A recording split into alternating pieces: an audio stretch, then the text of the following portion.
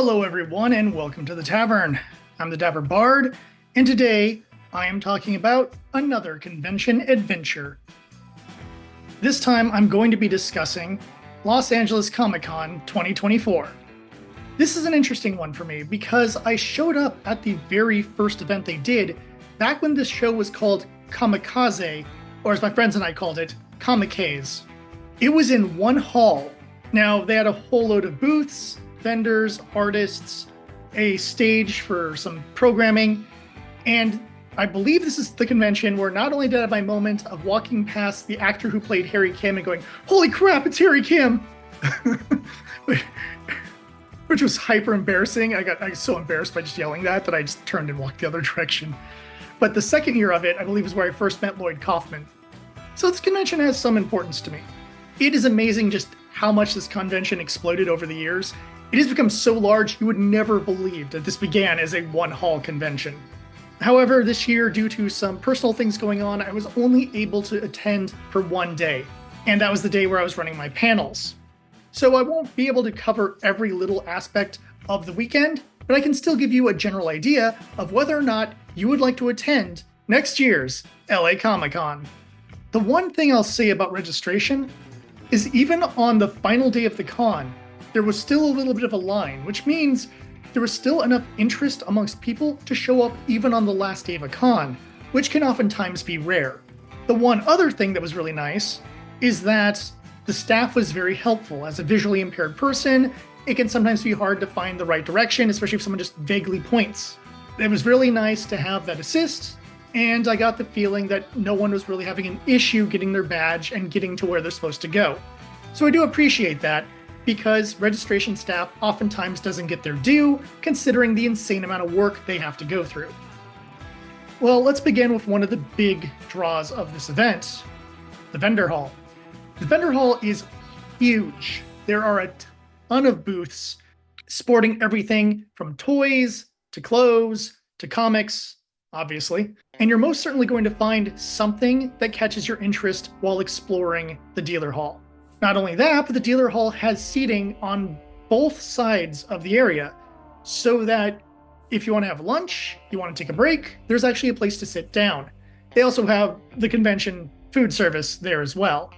This area also incorporates the Artist Alley, which had a ton of people, both amateurs and professionals. A really nice area, except it can get a little bit tight here and there. And considering the crowding that some people can elicit, it's not the most fun place to explore, in my opinion. But I'd also point out that in the morning, the vendor hall is relatively manageable. And by the time you get to the afternoon, evening, you're looking at a large group of people blocking a lot of the rows, checking out a lot of the popular booths. So if you're someone like me who doesn't like huge crowds, you may want to make sure to hit it either really early. Once you get around 1 o'clock to about 4 or 5 o'clock, you're looking at a pretty tough time in the dealer hall in terms of the amount of people there. But as it gets that final hour, you're going to get significantly less people. And in those early first couple hours, you'll be good. Not only that, but there's also a stage in this area, which does take up some of the space and can draw in a crowd depending on who is on stage. I watched a fair chunk of a Tara Strong interview, which was interesting. Overall, the main stage didn't keep my interest for too long, but it was nice having that in the background as I was exploring the dealer hall. As for my personal haul, well, I grabbed a couple Gunplas, and I grabbed some tea, because one of my favorite tea places was there. And if you are a tea person, I do recommend checking out the Dragon Marsh booth. The one major tip I'm going to give about the dealer hall, due to its size, is look at the list of the vendors beforehand and make a plan to say, these are the 4 or 5 I have to hit. And then after that, do your exploring. That way you can go and get what you want immediately, and then you can check out ancillary stuff. As for me, Dragon Marsh was a high priority due to the fact that I wanted some of their really great teas. The Gunpla booth was a priority because it's Gunpla and I love Gunpla. Added a couple extra kits to my pile of shame. So that's always nice. And after that, there was a few other booths I looked at that didn't quite have what I wanted, but I still think there's some great stuff there. Was surprised to see a booth selling Warhammer stuff. So there was quite a bit of options there, and a few tabletop related things for those of you who are tabletop players like me. Then there's the West Hall, which is essentially your gaming hall, as I called it. It's a place where they basically dump tabletop, video games, some anime stuff, everything else that didn't quite fit the vendor hall. When you enter, you get to the tabletop area pretty quickly. There's plenty of tables, but the echoing in this hall kind of makes it difficult if you want to play D&D, but for any card games, you should be mostly fine. A few different booths were there, selling different things, including tabletop therapy, which sounds really interesting to me as a way of kind of exploring issues while playing a game. I'm not sure I'm going to do it, but it did sound interesting to me. Amongst booths selling dice towers, some minis, stuff like that. This connects into the video game area, which had a huge stage to show off the major games. It had a bunch of little smaller booths and a whole load of stations to play console games, and a small arcade section that seemed to mostly have stuff like rhythm games and what have you, but it was still really cool to see all of that. It can get a little crowded in a few areas in the video game section, so just be aware of that. And obviously, the major competitions will bring in more people who want to watch and check out those matches. It's kind of cool to watch some of those matches, even if you're not super invested into the competition, just because it's nice to see video games on a giant screen. This zone also has the voice actors section, which is a really large section. I didn't look over the list of the voice actors. I know the voice actors from X-Men 97 were there, and I did miss them. I did kind of want to get their autographs, but for the most part, it looked like there's some anime people there, some video game people there, so you got a good variety of different voice actors. I really wish I had more time to check it out, because I am curious as to the full listing of everyone who was there. Overall, this hall's pretty good. It's grown, and it feels like its own really developed hall, as opposed to feeling like a half-assed, here's some tabletop and video games for the nerds. Spoiler, it's a Comic-Con. We're all nerds. One of the helpful things this convention can offer is providing food trucks. The area I came across had at least 7 food trucks. It had a covered area and a bunch of tables that you just gonna have to deal with the sun, in addition to another booth that was selling alcoholic beverages if you want to get a little bit drunk during your convention experience. Not a bad idea, but for the price, probably not worth it. The food trucks themselves had a good variety and a lot of options. Lines varied depending on the popularity of the food truck, but I would use the food trucks over the convention food any day of the week. Even if some of the convention food prices were not extreme, I still think you're going to get better quality with a food truck. Personal opinion, I did not eat at either place. I actually packed my lunch, which I also recommend for this con, primarily due to the fact that you're going to be constantly on the move, and sometimes just eating a quick sandwich and a granola bar will get you through versus waiting in the line for a food truck or dealing with questionable quality in your convention food. For me, one of the biggest draws to any convention is the panels. There are some pretty impressive panels at this con, because they can bring in various celebrities, so you can definitely get those Q&As that you would really like to do. They also have a lot of professional type people talking about different subjects that range all across the board amongst different venues of fandom. I was brought in to do 2 panels, which was really cool. They were back to back, which is a bit much. I think by the end of my 2 panels, my voice was sounding like this. But that aside, I did enjoy doing my 2 panels. The first one I did was the mythology of Final Fantasy. Niche, but very strong run in Japan in the 70s and 80s, primarily because they designed the book with like anime stylized characters and even manga panels to explain how to play. I've run this panel several times, and it keeps evolving and changing basically year to year. This year I wanted to focus on monsters, so a lot of it was the creatures you're fighting, with a handful of summons, and a few ancillary creatures that have shown up throughout the various Final Fantasy games.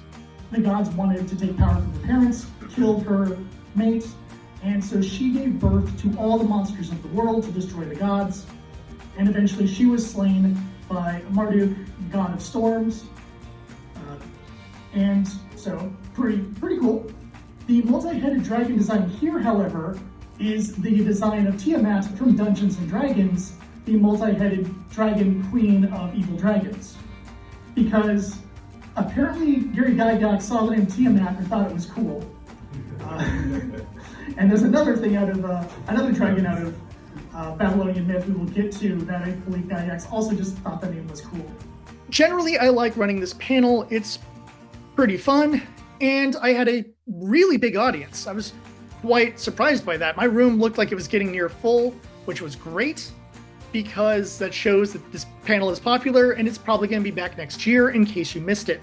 I even had people coming up to me afterwards asking me some questions. I actually wrote down the creatures they asked me about, and they will be added to future versions of this panel. Because yes, I do listen to people when they ask me questions afterwards, and if I can answer and I can make it work, I will put them into the panel. Sometimes the answer is like, there's just not much there, or it doesn't fit the theming that I'm currently doing with the panel. My second panel was Make Mine Mecha. This is my giant robot panel, and I didn't have as large of an audience, though it was near the end of the day, so I'm assuming a lot of people were getting those last-minute dealer hall deals, things like that. Also, talking about giant anime robots at a Comic-Con doesn't quite bring in the same audience as it does at an anime con. That being said, I still had a good 15 to 20 people there. Everyone seemed to be very interested in what I was talking about, and they laughed at a few of my jokes. I hope a few people there were able to discover some new series that they might enjoy. The one thing I do want to say about my panel is while the history of giant robots doesn't change, I do have a tendency to add in new series and take out old series in order to fill in different aspects of the history and fun footnotes that I like to discuss. So if you have seen the panel before, you can watch it again and possibly learn about a completely new series. Even if the most core important series will always be there, because obviously history is built on the events of the past, and the past doesn't change. Overall, I'm really happy I went. I even had kind of a wish that I was able to go to more than just one day this year. What really surprises me, though, is just how much this convention has grown. The fact that the celebrities that are able to actually get for this con are at a level that make me go, you used to be so small, and now you're getting Christina Ricci, Christopher Lloyd, and of course, Ewan McGregor and Hayden Christensen from the Star Wars movies. So you have a really big set of actors who, of course, been in other things. Obviously, Christopher Lloyd has done a lot more than Back to the Future. And if you're autograph chasing, make sure to get your prep work done before the con in order to ensure that you will be ready for this, because the lines will be a bit of a time suck, and they do have a limited amount of people they will accept. So just bear that in mind if you're going to go autograph chasing. This is a great multi-day convention. There's plenty of panels, some great guests. You could just spend an entire day exploring the dealer hall and artist alley and feel like you didn't waste your time. In addition to that, some great shopping here. Usually this is my Christmas present shopping convention. Unfortunately, they moved it to October, so my mind wasn't on Christmas, my mind was on Halloween, but normally I would pick up a few things here because I can find something cool in Artist Alley or a unique item you could normally not find at a con. That being said, even if it is in October next year, it's still a good con to check out, and it gives you an excuse to run around in a costume, because it's October, so even if you're not a cosplayer, you could still be a cosplayer. As for whether or not to travel to this con, if you're local, you have no excuse. If you're semi-local, say down in San Diego or something like that, it's a bit of a drive, but it might be worth it. If you're coming from out of state or from further than that, say you're coming from Phoenix, or you're coming from Vegas, or you're coming from Northern California,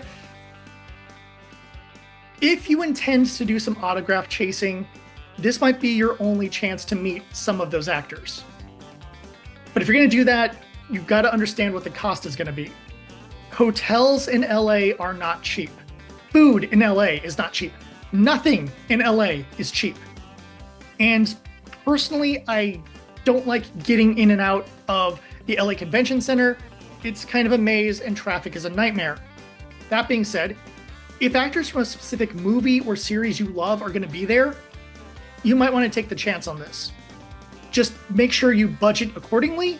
There's plenty to do, plenty to see, tons of shopping. Overall, a wonderful event that has grown over the years and somehow is able to manage its size despite the fact that it began really small. Honestly, that's pretty impressive. Not a lot of cons can boast that. I'm looking forward to going next year because I love running panels here, because the shopping is great. There might be some guests I want to see, And if I can manage to show up for more than one day, I'll probably be able to get a few of those autographs or rare items I'm looking for. But even going one day, I still had a really enjoyable time, so much so that I can't wait for next year. As for me, there should be a few more cons I will be attending this year if my panels get approved. Right now, I've received no word from any conventions as to my panels being approved, so I might do nothing else this year. It's up in the air, but that's okay. That's the fun of the convention life, especially as a panelist, but smaller cons can be fun, and that's all we really have for the remainder of the year in Southern California, and I'm not planning on flying anywhere just yet. If you went to LA Comic-Con, let me know in the comments. I'm curious about your experience. Does it match up with mine? Did you have a really good time and find the staff friendly and helpful? Or was it a miserable nightmare experience, which a lot of things in Los Angeles can be?